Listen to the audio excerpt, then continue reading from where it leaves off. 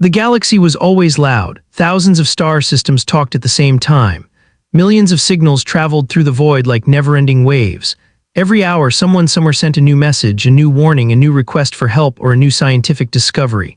But on this day, something strange happened. The noise stopped. In the massive galactic hub known as the core assembly, a signal appeared. It was small, weak, broken, and full of static. It did not match any known pattern. It was not in any galactic language. It did not come from any registered world. Yet the moment it appeared, every scanner in the assembly reacted. The signal was not normal, it was desperate. Inside the assembly chamber, thousands of alien ambassadors stood in a giant circular hall. Their holographic screens flickered with the strange transmission. Some aliens had glowing skin, others had metal exoskeletons, some floated, some crawled, and some walked on two legs, but all of them stared silently at the same thing, a shaky voice crackling through the static. Nobody understood the words, but everyone felt the emotion, fear, pain, hope, and then after several seconds the voice became clearer, a single word, a word no one had ever heard before. Earth. The entire chamber fell silent. A creature with 4 eyes and blue scales leaned forward. What is this? Which world sends this signal? No answer. A tall, crystal-bodied alien scanned the frequency again. The source is from the far edge of the galaxy, a small system, primitive, unregistered. Another ambassador hissed. A primitive world sending a broad-range distress call across the galaxy. Impossible. They should not have the technology. A robotic ambassador clicked rapidly, recording everything. And yet here it is. The signal repeated again, as if begging anyone to hear it. The voice was broken, full of fear. A voice on the edge of panic. And again the word came through. Earth, Earth, Earth. The galaxy watches within minutes. News of the strange signal spread to every major sector. Star systems far away turned their receivers toward the unknown world. Scientists argued, soldiers prepared defenses. Explorers cheered at the chance to discover something new. No one understood the message. But everyone understood one thing: someone out there was calling for help. Someone small, someone young. Someone terrified. The galaxy had seen many signals before. Some were warnings, some were requests for trade, some were threats, but this one was different. It carried emotion, too much emotion for a primitive world. The galaxy felt something unusual, curiosity, even fear. Because no world at that level of development should be sending long-range signals with this much power. It made no sense. It broke every rule of normal evolution. Worlds this young used simple communication. Short-range signals, weak transmissions, but this one cut across multiple channels. It forced its way into the assembly's main receiver. It demanded attention.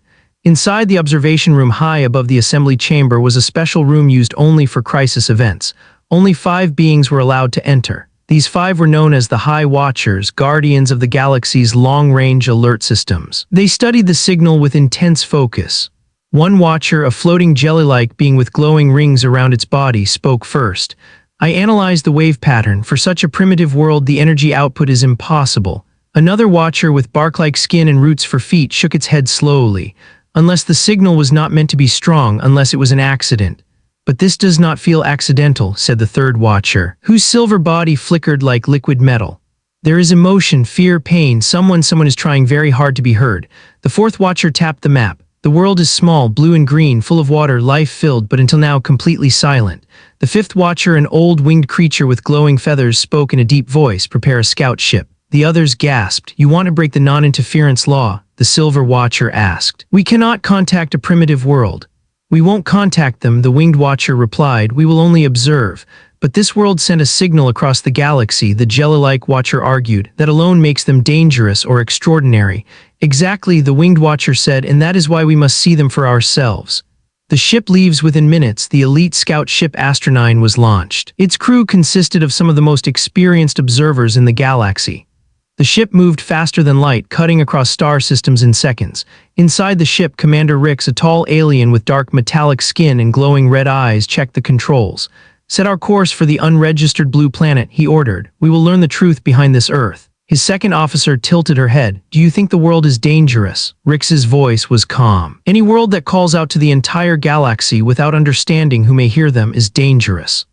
Back on Earth, but the humans did not know any of this. They had no idea the galaxy had heard their signal. They had no idea thousands of alien races listened to them. They had no idea a scout ship was already on its way. The signal had been sent by accident, at least for most people. Only 3 humans knew the truth. Inside a hidden underground bunker. Deep beneath a mountain range, 3 scientists stared at their computer screens.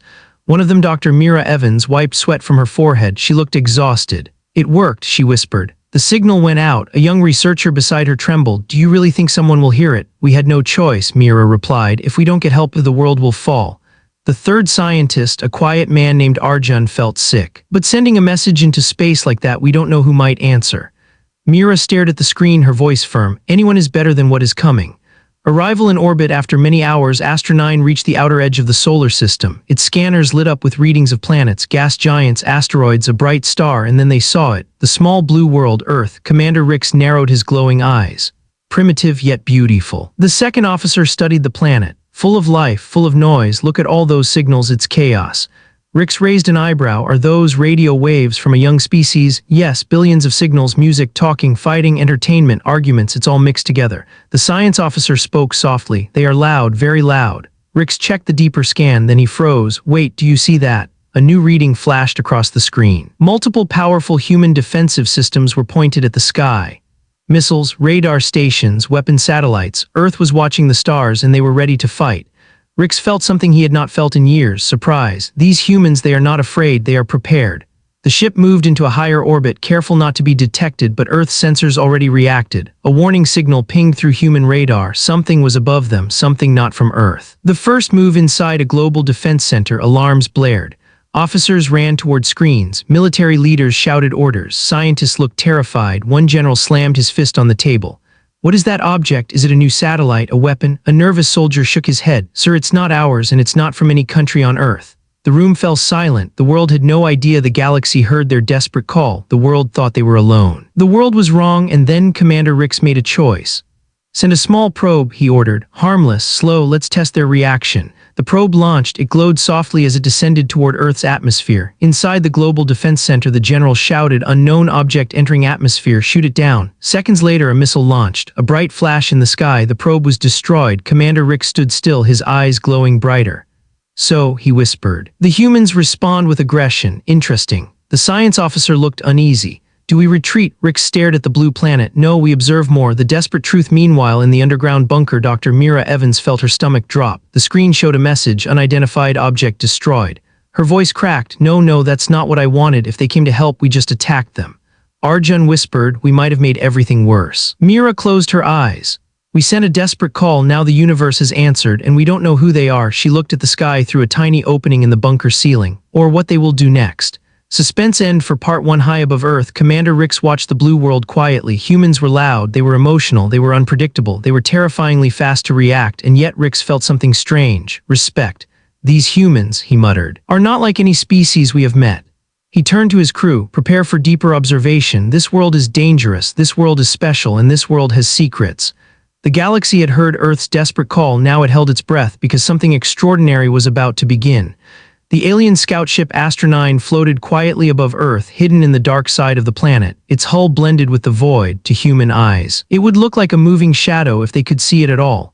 Commander Rix stood in the center of the observation deck, staring at the rotating blue world below. His red eyes glowed brighter than usual. He felt excitement, something rare for him. Humans destroyed the probe in less than 10 seconds, he said softly. They reacted without fear, without hesitation. His second officer, Lyra, tapped a holographic control. They act first, question later. Strange behavior for a young species. Rix nodded slowly. Strange and impressive. A deep mechanical hum filled the ship as more data scrolled across the screens. Rix watched it carefully. Electromagnetic waves, unstable signals, chaotic broadcasts, human voices shouting, singing, laughing, crying. It was like listening to a billion minds talking at once. The ship had visited hundreds of worlds. Some were peaceful, some were ancient, some were violent. But no world was this loud. Earth felt alive, raw, unpredictable, and that made it dangerous. The galactic debate begins back in the core assembly. The signal from Earth replayed again and again on giant screens. Ambassadors argued in panic. They destroyed the probe, one shouted. They are hostile. No, said another. They reacted in fear. Maybe they thought it was a weapon. Or maybe, a deep-voiced ambassador growled, they are the weapon. The assembly buzzed with tension. Representatives from different star clusters began shouting over each other. But above their noise, one calm voice spoke. Let the scout ship finish its mission. It was the winged High Watcher. The room fell silent at once. We will not judge an entire world based on one reaction, he said. We must watch more, learn more, understand them. He lifted a crystal tablet showing Earth's signal. This message was not an attack, it was a cry for help. The whole assembly froze. Inside the human world, meanwhile on Earth, panic spread quietly through military and scientific circles. In a large global meeting room, screens flickered with radar data and telescope images. Generals, presidents, commanders, scientists all sat around a long table. A nervous scientist spoke first.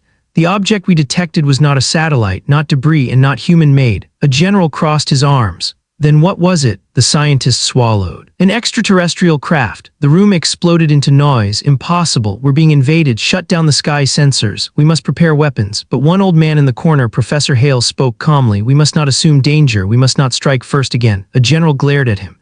They entered our orbit. Hale nodded, and we shot their probe down. Silence. Hale continued. If they wanted to destroy Earth, they would have done it already. This is not invasion. This is observation. People exchanged uncomfortable looks. No one liked to hear the truth. The alien ship observes the human heart back on Astra 9. Lyra ran a scan on human communication. Commander, she said, her voice uneasy, listen to this. A screen lit up with two different signals. One was the first strange distress call, broken, fearful, desperate. The other was different, confident, strong, organized. Both were from Earth. He narrowed his eyes. Two different groups sending different messages. Lyra nodded. It seems so. The distress signal said, help us, something is coming. The second signal said, stay away, leave our world, do not interfere. Rix felt a strange chill. These humans are not united, he said. They fight even when calling for help. Lyra whispered, it makes them unpredictable. Rix replied, it makes them interesting. The humans in the bunker deep underground. Dr. Mira Evans slammed her hand on the table. Screens showed military news, fear-based broadcasts, and warnings telling people to stay calm. They shot the probe, Mira said angrily. They ruined our chance. Arjun paced across the bunker. We can send another signal. No, Mira said. That will look aggressive. If these beings think we are trying too hard, they may see us as a threat. Her assistant, Yi, looked worried. But Mira, we sent the call for a reason. You saw what is coming. Mira stared at the dark tunnel ahead.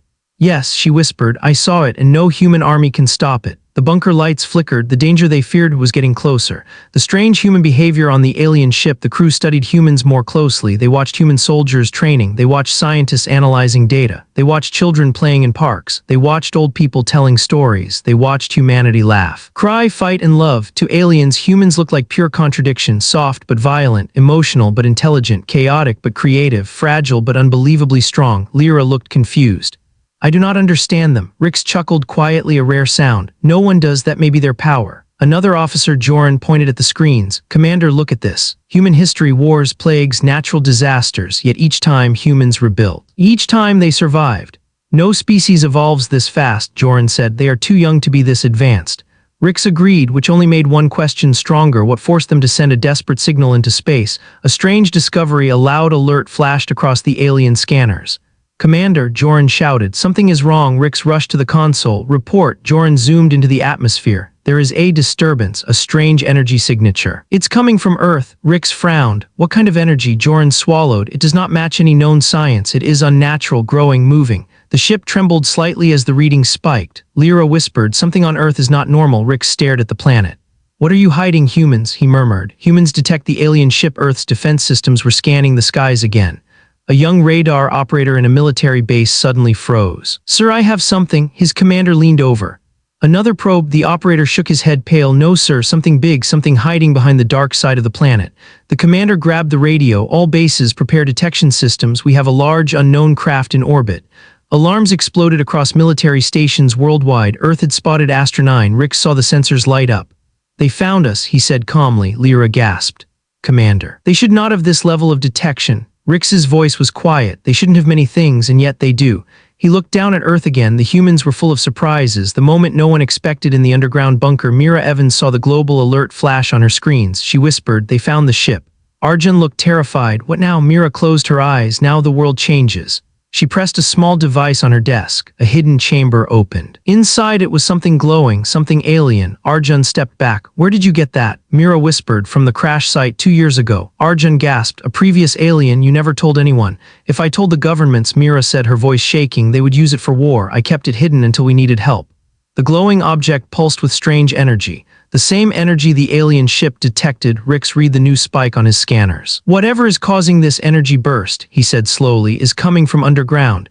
Joran looked scared. Commander, humans have access to alien technology. Rix stared at the blue planet in awe. No, this species is too young. This makes no sense. He paused and then whispered, unless something crashed here long ago. Lyra whispered, a seed planted early. Rix completed her thought, or a warning, and now the humans are activating it. The galaxy reacts back in the core assembly. Panic erupted. New data showed Earth's energy spike. What are they doing? Are they building a weapon? Did they find ancient technology? One ambassador shouted, "This world is not primitive, this world is dangerous." Another yelled, "We must destroy it before it grows stronger." But the High Watcher lifted his hand. "No, this is not destruction, this is fear, they are calling for help." He stared at the glowing Earth. "And something is coming for them."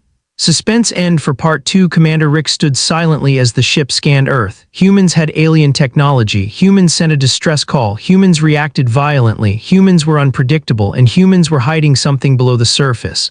"What are you hiding from us, humans?" Rick whispered. "What is coming for your world?" The ship dimmed its lights as a strange pulse from Earth echoed into space, a signal older than any human civilization, a signal not made by humans. Rick's eyes widened. "Prepare the crew," he commanded. "This mission is no longer simple observation, something ancient is waking up on Earth."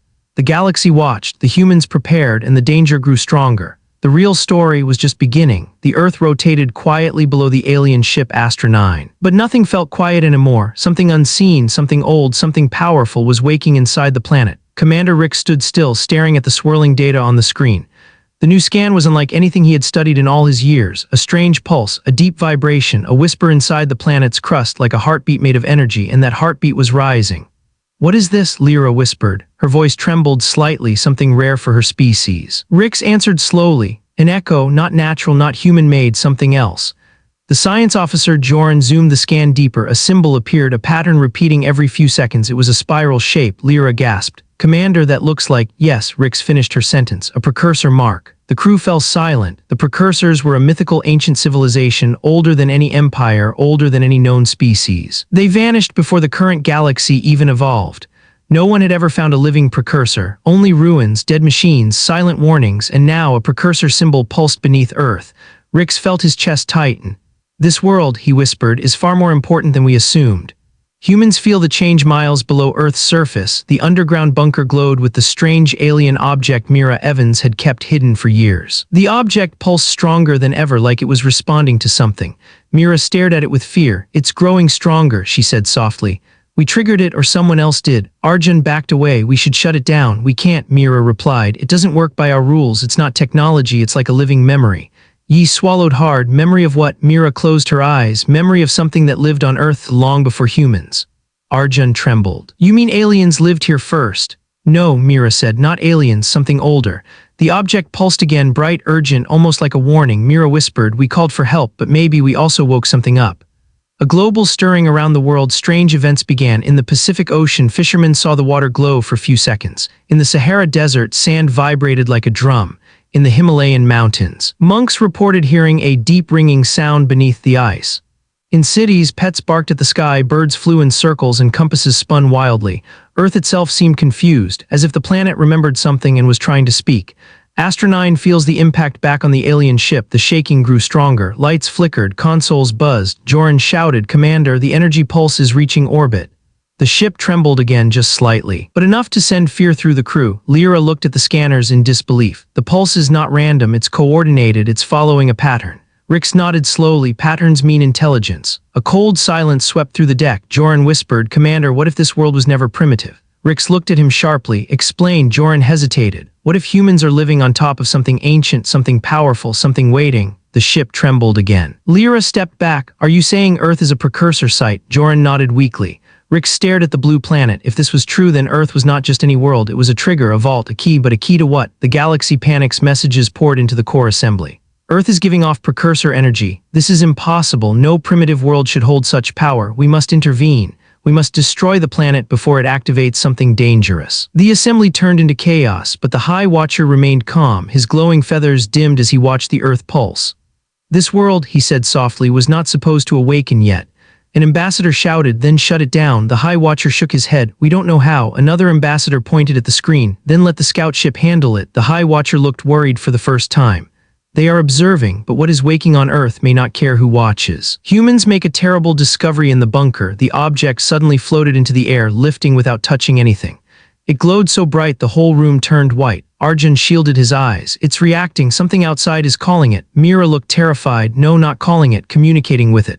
The floating crystal projected a hologram into the room, a swirling spiral, the same spiral the alien ship detected. Yi whispered, "What does it mean?" Mira stared in horror. "It's a warning symbol." Arjun's voice cracked. "Warning about what?" Mira answered quietly, "About something that left this signal long ago, something that used to be here, something that might return." The object glowed again, brighter, louder. Behind the spiral symbol, a shadow appeared, large, tall, not human, not mechanical. Arjun stepped back. Oh God, something lived here first.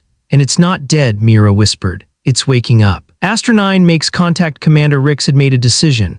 This is no longer a silent mission, he said firmly. We must make contact. Humans are sitting on a precursor site. If they don't know how to control it, the entire region could collapse.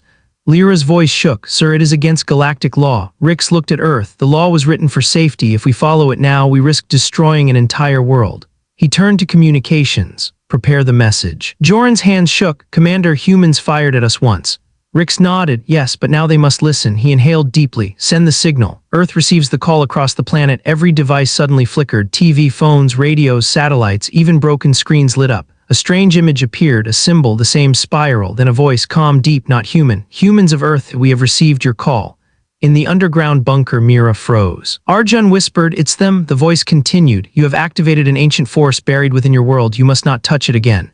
Mira's heart raced. What ancient force? What is it? The voice answered, it is not from your time. It is not from your species. It is older than your planet. Ye trembled. Older than Earth. The voice continued. We cannot control it. We can only warn you. Mira shouted at the screen, warn us of what? There was a long, heavy silence. Then, something is coming back to claim what it left behind. The room went ice cold. The alien ship reacts on Astro-9. Rix watched the planet carefully. The precursor symbol stopped pulsing. Silence filled the ship. Lyra whispered, did it work? Did they hear us? Rix didn't answer because something new was appearing on his screen. A faint energy spike coming from deep space. Moving fast, very fast. Joran's eyes widened. Commander, an object is entering the solar system. Rix leaned forward. What kind of object? Joran swallowed hard. Not a ship, not a comet, not any known species. He zoomed in. The object was shaped like a giant needle, twisting, alive. A structure older than any database record. Lyra whispered, a precursor relic. Joran shook his head, pale. No, precursors never made anything like this. Rix stared at the approaching shape. It's coming straight for Earth. Suspense end for part 3. The alien ship trembled. Earth's sky flickered. The ancient object pulsed, and the strange cosmic needle grew closer. Rix whispered, this is not a warning. This is a return. Mira whispered at the same time from the bunker, this is what we feared. The galaxy watched with dread. Earth stood alone, and something older than time itself was waking up. For millions of years, the solar system had been silent. Nothing older than the planets themselves had ever moved inside it. But now something ancient was entering the system, something not meant to return, something that should have stayed forgotten. Commander Rix watched the strange needle-shaped object gliding through space. It did not burn through the void, it glided as if space itself moved out of its way. It's not using engines, Lyra whispered. It's not following physics, Joran added. Rix narrowed his eyes. No, physics is following it. The alien crew felt fear, real fear, for the first time on this mission. A silent arrival. The object slowed as it approached the orbit of Saturn. No sound, no exhaust, no heat, only a deep, slow pulse like a heartbeat. Rix analyzed it again. It is older than our dating system can calculate. Joran whispered, older than the precursors. Rix didn't answer. That silence was answer enough. Suddenly, boom. A shockwave burst out from the object, not explosive, not violent, but informational, as if a memory was released. A strange symbol flashed through space, a spiral mixed with sharp lines. Lyra gasped. That symbol, it resembles the one from Earth, but it's different, sharper. Joran shivered. This one looks like ownership. Rix stared at him. Ownership of what? Joran swallowed. Of Earth. The humans see something impossible on Earth. Telescopes and satellites detected the energy burst instantly. In a NASA-like control room, scientists screamed as screens blew out from the overload. It's huge. It's entering the solar system. What kind of object is this? A young intern zoomed in on a grainy image. She whispered, that's not a comet, that's a structure. In the underground bunker, Mira's entire room went dark. The alien artifact glowed so bright it lit the walls like lightning. The hologram reappeared, now showing the same symbol Earth saw. Mira's voice cracked. The object is sending a mark, a claim. Arjun breathed fast. What does it claim? Mira forced herself to speak. Earth. The artifact pulsed again, this time painful and loud like a scream. Yi grabbed his ears. What's happening? Mira stared at the floating crystal. It's afraid.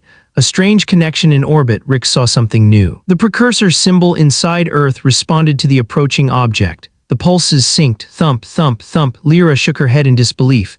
They're connected, same origin. Joran whispered, that means whatever is inside Earth was left behind by that thing out there.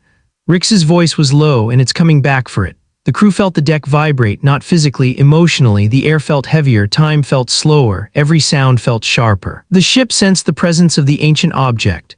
Rix steadied himself. Full shields, monitor Earth's reactions, something big is coming. Earth's history is wrong. The artifact in the bunker projected new images, not words, not diagrams, raw memories. Mira and the others watched in horror. A planet covered with tall metallic towers not built by humans, strange moving shadows walking between them, energy storms swirling across black skies. A giant needle-shaped structure descending like a god returning home. Arjun whispered, "This looks like another planet."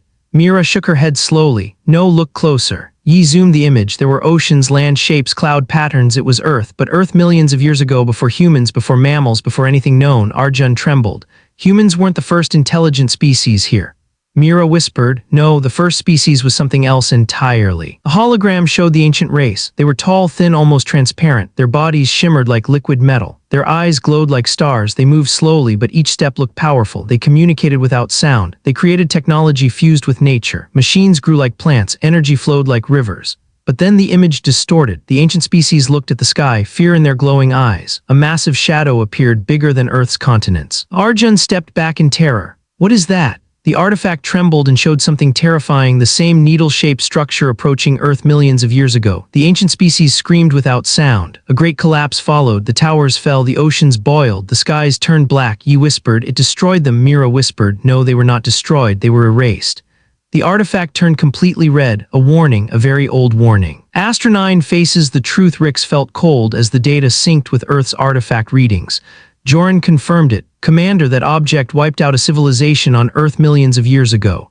Lyra stared at the screen with horror. Why return now?" Rix answered without blinking. "To finish what it started." The deck lights flickered again. The ship's AI suddenly spoke. "Warning, unidentified signal entering orbit range."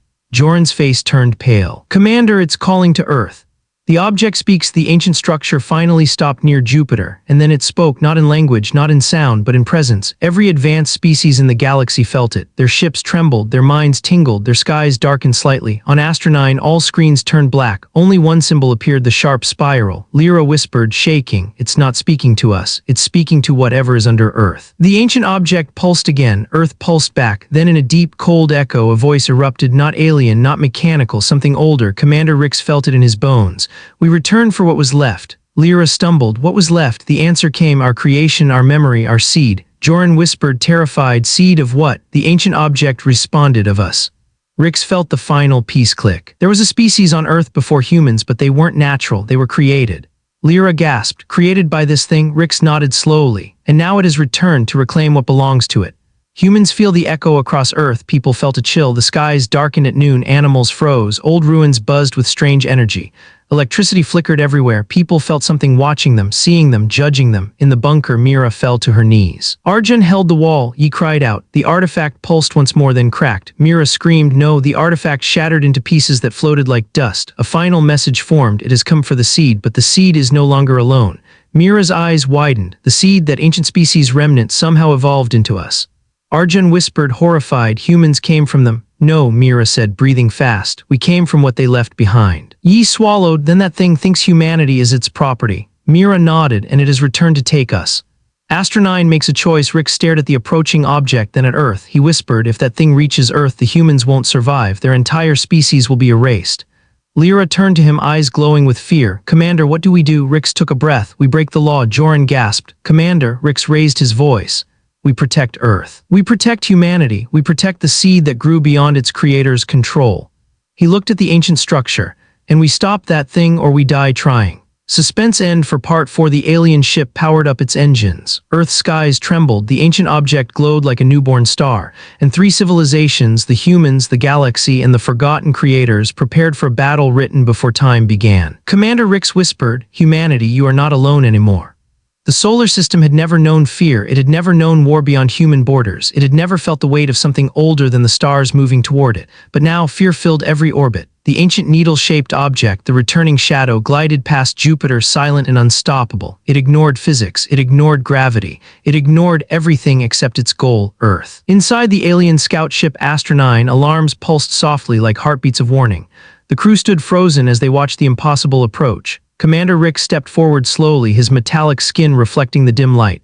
"This is no ordinary ancient machine," he said. "This is a species memory, a species weapon." Lyra's hands trembled. "But why return now? Why after millions of years?" Rick stared at Earth. "Because something changed, something woke up. And that something is human." The crew exchanged uneasy looks. The Council of Human Leaders on Earth, leaders from across the globe gathered in an emergency virtual meeting. Presidents, prime ministers, generals, scientists, and advisors appeared on screens around a large conference table. A giant display behind them showed the strange object near Saturn. One leader spoke in shock. "How is this possible? That thing is not natural." Another replied, "Panicking. If it comes here, can it destroy us?" Dr. Leon, one of the world's top physicists, leaned forward. "I don't think it wants to destroy us, it wants to retrieve something." A general slammed his fist. "Humanity belongs to Earth, nothing can just claim us." Another general argued, "We should prepare nuclear missiles." A scientist shouted, "Nukes will do nothing, look at the size of it." Voices rising, fear spreading, confusion overwhelming. Then a calm voice spoke. Professor Hale, old, wise, and always collected. "We must understand what this object is," he said softly, "not fear it blindly."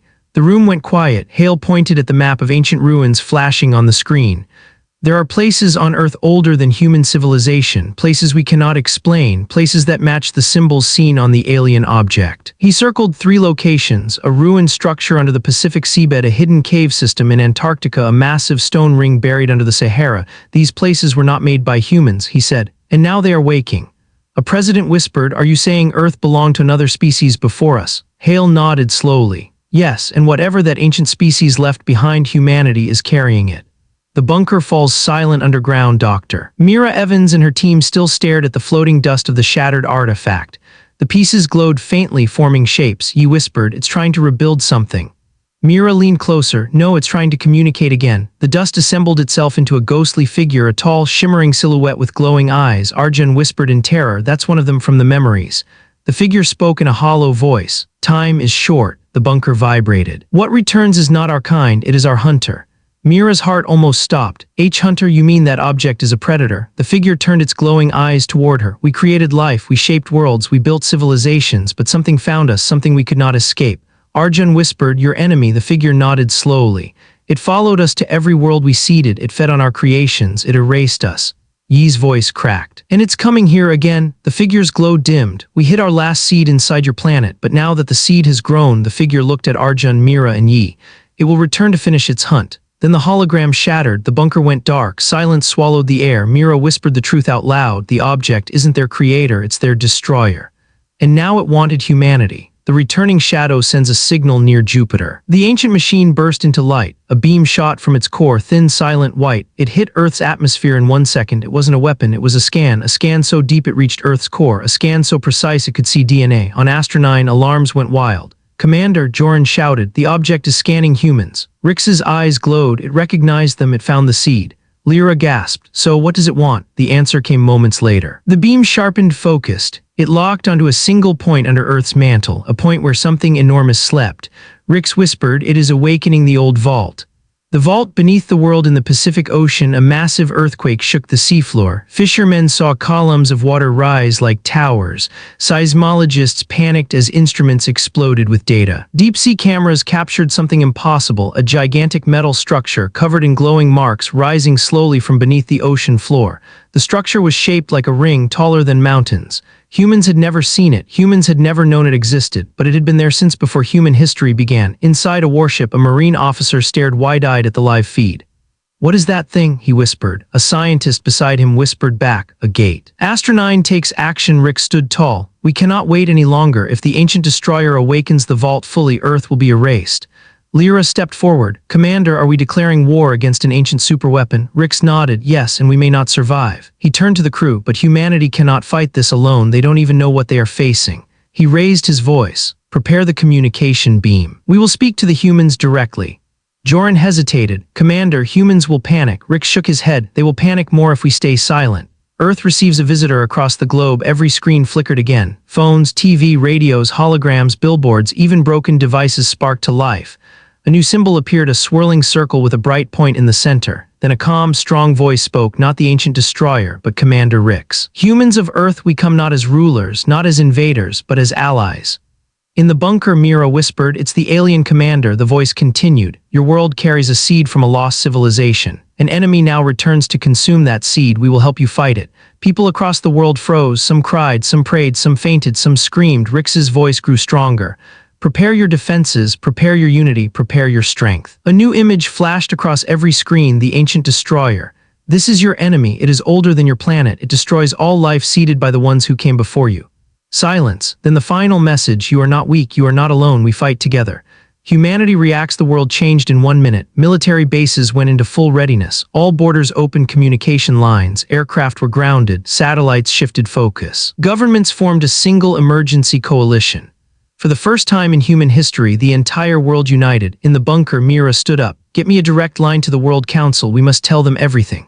Arjun nodded. Yi began typing, but something unexpected happened. The glowing dust of the artifact swirled again. A new shape formed, not a warning, not a memory, a map. The map showed Earth, 3 glowing points, 3 hidden vaults, Mira whispered. Awestruck, these are defenses left behind by the ancient race.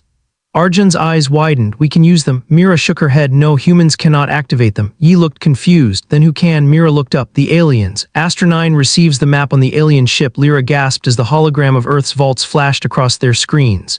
This came from Earth, she shouted. Joran stared at the map. The humans unlocked it. Rix placed a hand on the table. 3 vaults, 3 ancient defense systems. If we activate all 3, we can create a shield strong enough to weaken the returning shadow. Lyra asked carefully, Commander, is that enough to stop it? Rix answered quietly, no, but it will buy us time. He turned toward Earth, and time is the one thing humans never give up. The returning shadow speaks again. The ancient machine near Jupiter pulsed once more. This time it spoke in every mind on Astro-9. The seed belongs to us. You cannot protect it. You cannot save them. A cold presence filled the ship, like death breathing on their necks. Rix clenched his fists. We'll see. The ship prepared for full acceleration toward Earth, toward the vaults, toward the coming war. Suspense end for Part 5. The galaxy held its breath. The humans prepared their world. The alien ship raced to the surface. The returning shadow opened something inside itself, something that looked like a mouth made of stars. And far below, Earth's forgotten machines slowly awakened. Rix whispered, humans, let's show the galaxy what your seed has become.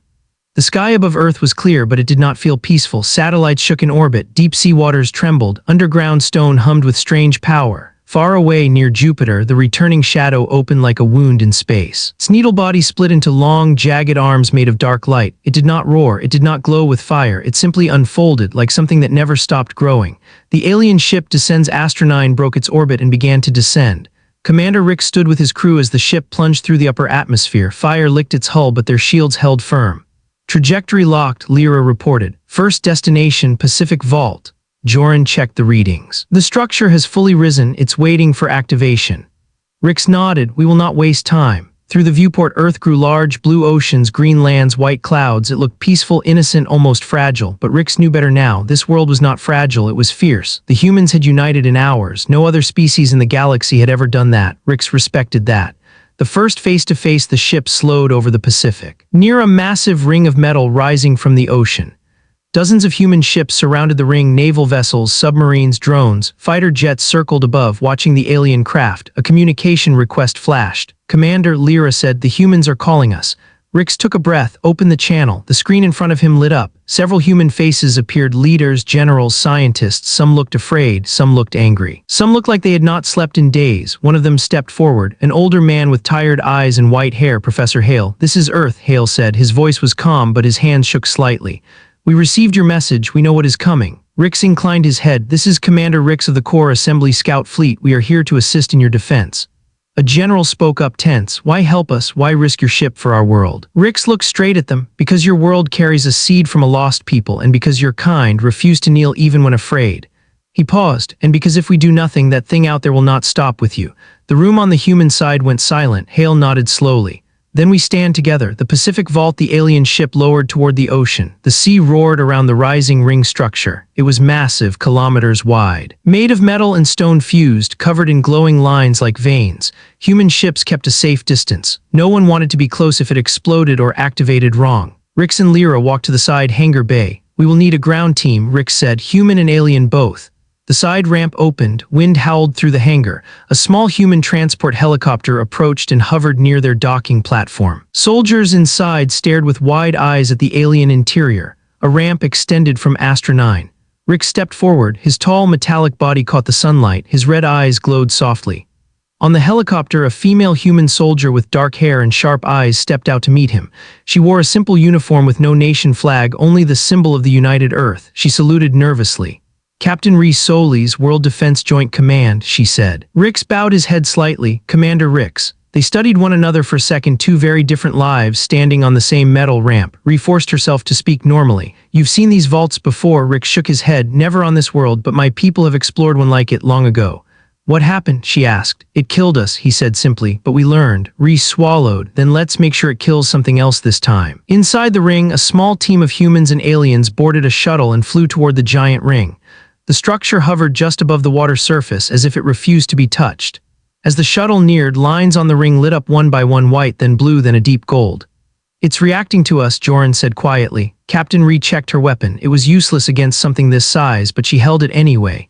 Humans like to hold something when afraid. The shuttle docked at a flat platform. A door slid open in the ring's side even though no one touched it. Welcome, Ree muttered. Rick stepped through first, followed by Ree and a small squad. Inside, the air was strange, not hot, not cold, almost remembering. The walls were smooth, dark metal. Symbols moved across them like living writing. Rick placed his hand on the wall. The language of the seed makers, he said softly.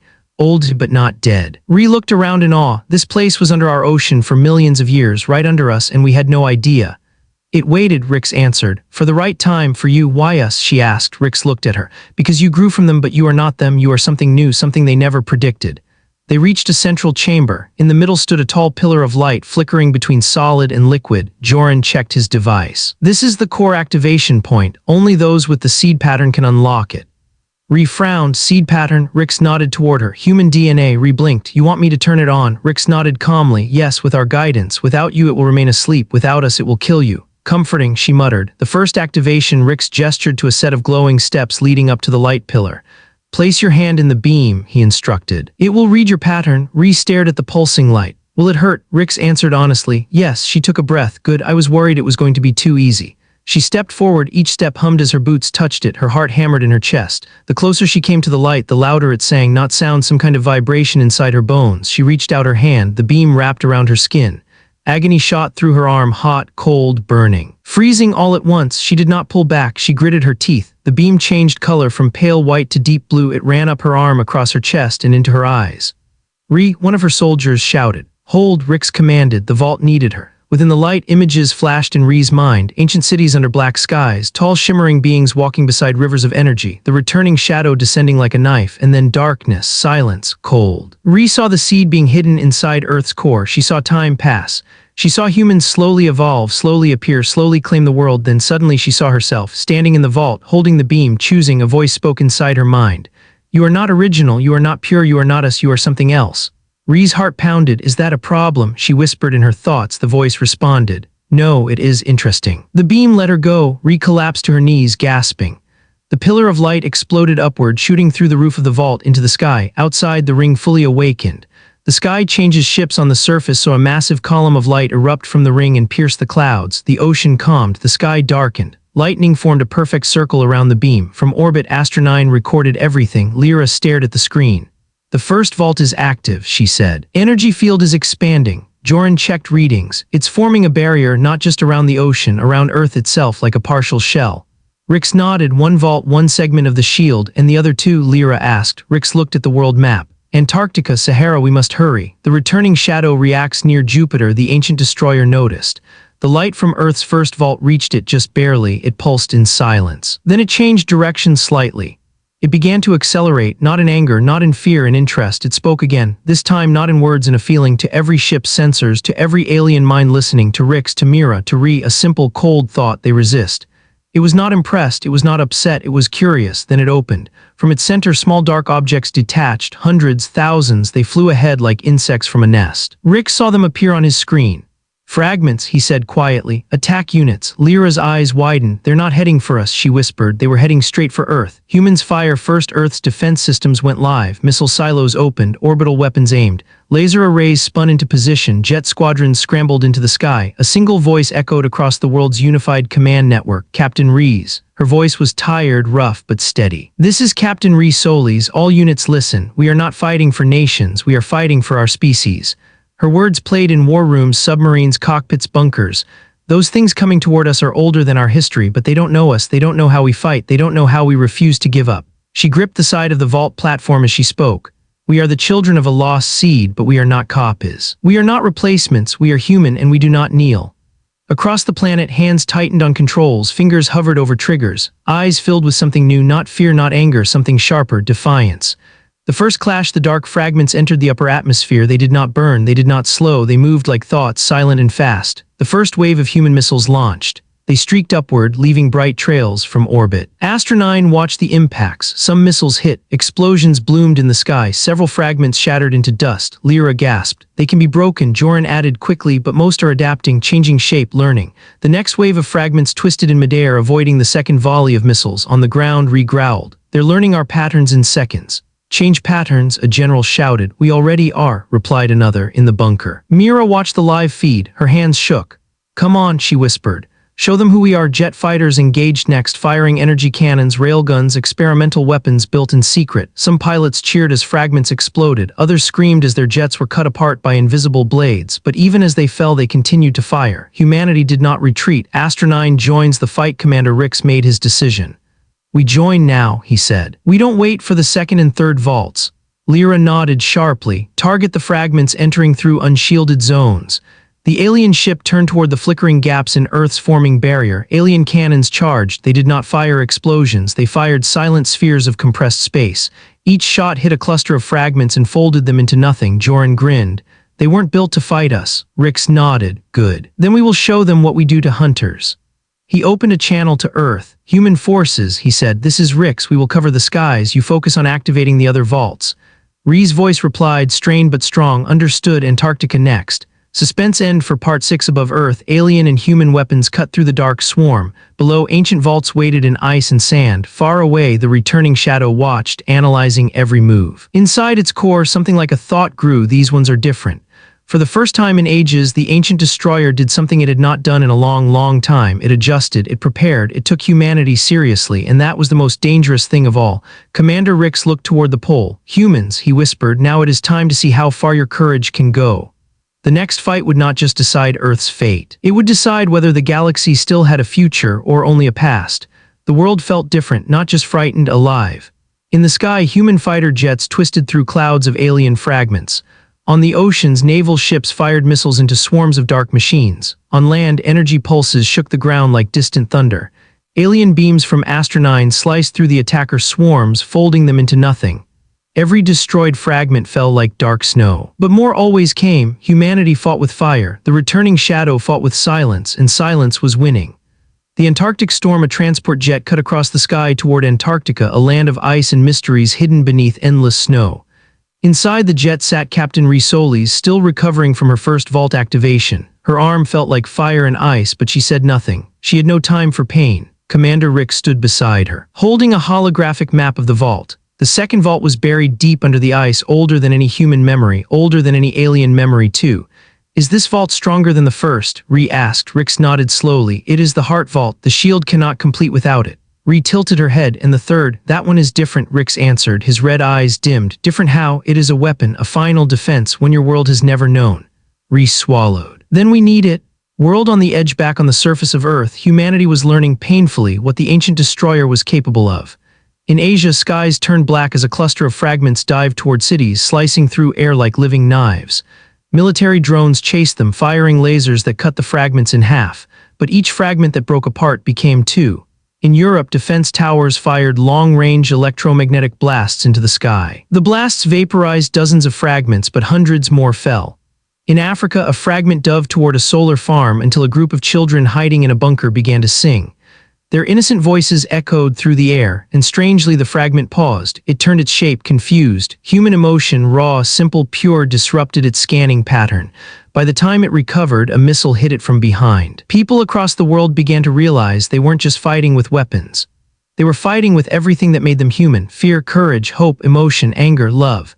The returning Shadow's fragments could learn human weapons, but it could not learn the human heart, not yet. Antarctica approaches. The jet landed on a snowy runway near a research base. Winds howled like hungry beasts. Soldiers and scientists rushed toward the arriving team. Ree stepped off first, followed by Commander Rix and Lyra. The wind slapped their faces with ice. A scientist ran forward. We detected strange readings under the ice. The ground is cracking and something is glowing. Rix nodded. The vault is waking. The ice cracks a transport vehicle carried the team across endless white fields. The closer they came to the vault site, the more unstable the ground felt. A loud crack echoed across the frozen plain. The ice split miles wide. A blue light shone through the crack like a blade. Ree whispered, "That's it." The team walked across the trembling ice, then without warning, boom. A shockwave erupted. The ice shattered beneath their feet. Ree fell, but Rix caught her arm, his metallic grip strong. They slid down a newly opened chasm, landing on a warm, glowing floor deep underground. Antarctic cold vanished instantly. They stood inside a massive chamber of black stone and glowing blue veins. The second vault. Ree exhaled. "It's beautiful." Rix nodded. "And alive." Inside the heart vault, the walls hummed like a giant heartbeat. Symbols moved across the stone like crawling light. Joran walked around the chamber, scanning everything. "This vault is stronger than I imagined," he said. "It is a stabilizer. It controls the shield's balance." Ree approached the central platform, a structure shaped like a flower made of crystal. "What do I need to do?" she asked. Rick studied the platform. "The vault requires a seed touch bearer. That is you." Ree sighed. "Figures." She stepped forward, placing her hand on the platform. The crystal petals closed around her arm gently but firmly. A surge of energy flowed into her, stronger than the Pacific vault beam. She screamed. Rix grabbed her shoulders to keep her steady. Her chest burned, her vision blurred, but she did not pull away. The vault reacted, light erupted, filling the entire chamber. Ree saw visions again, ancient cities, tall shimmering beings, children playing in energy fields, giant towers that hummed with life. She saw their happiness, then their fear. She saw the returning shadow's first arrival, like a god falling from the sky. She saw the ancient race running, hiding, screaming without sound. She saw a mother carrying a child toward a vault just like this one. She saw the vault close. She saw darkness. She saw extinction. Ree gasped as the visions ended. The vault released her. The chamber shook. The walls crackled with energy. Rix caught her before she fell. "It worked," he said softly. "The heart vault is active." Earth's sky changes again high above. The first vault's shield expanded and the second vault's energy joined it. The barrier around Earth became stronger, denser, brighter. The alien ship Astra 9 floated through the brightening shield. Joran shouted from the control room, "Commander, the shield is now covering half the planet." Lyra added, "But the destroyer's fragments are adapting." And they were. Fragments that once broke easily now twisted like serpents, avoiding weapons. Human fighters were being overwhelmed. A squadron of jets fell from the sky, their pilots yelling final messages to their families. On the ground, humans fought with rifles, grenades, spears, even kitchen knives if nothing else was left. The fragments cut through vehicles and walls, but humans refused to retreat. A grandmother in India threw boiling water at a fragment. A boy in Canada hit one with a hockey stick. A firefighter in Brazil jumped onto a fragment trying to break into a school and held it until his team arrived with explosives. Humanity did not kneel, humanity did not break, but humanity could not last forever. The returning shadow arrives. The ancient machine finally reached Earth's orbit. It blocked out half the stars. Cities went silent. Animals hid. Skies dimmed. From far below, people saw a dark shape above the atmosphere, an eclipse of impossible size. Astra 9 shook as the object passed. Lyra whispered, "It's enormous." Joran whispered, "It's alive." Rick stared at it. "No, it is worse than that." The object turned slowly toward Earth, its long arms extended. Rick felt something he had not felt in centuries: dread. "It is preparing to break the shield." The Antarctica vault completes back underground. The vault finished its transformation. Beams of blue energy shot upward through the ice, connecting to the sky. The shield around Earth pulsed and grew stronger. Ree staggered but stood on her own. "Where's the third vault?" she asked. Rick pointed at the hologram map. "The Sahara." Ree nodded. "Then let's move." Earth's last chance. The ancient destroyer charged a weapon, a glowing sphere of black fire forming at its center. Its energy tore through empty space like claws on the ground. All screens showed the same message: Earth shield failing in 3 minutes. Humanity watched the sky. Some cried, some prayed, some held each other, some screamed, but no one ran. They watched the shield flicker and they waited, not for death, for defiance. Astra 9 stand. Commander Rix gave the order. "All power to forward cannons." Lyra stared at him. "Sir, we cannot harm that thing." "We don't need to harm it," Rick said quietly. "We only need to slow it." Astra 9 flew straight toward the destroyer. Massive, fearless, tiny in comparison, it fired everything. Dark space folded, white beams erupted, energy tore across the void. The ancient destroyer paused for 1 second, one precious, impossible second. Rix whispered, "Humans, the rest is yours." Suspense end for Part 7. The shield cracked. The ancient destroyer opened its core. The final vault waited under Sahara sands. Humanity stood with weapons in shaking hands. Ree raced across the ice toward the next battle. Rix prepared his crew for their final stand. Everything now depended on whether the third vault could awaken in time, for if it didn't, the galaxy would witness something it had not seen in millions of years: the complete extinction of a seed world.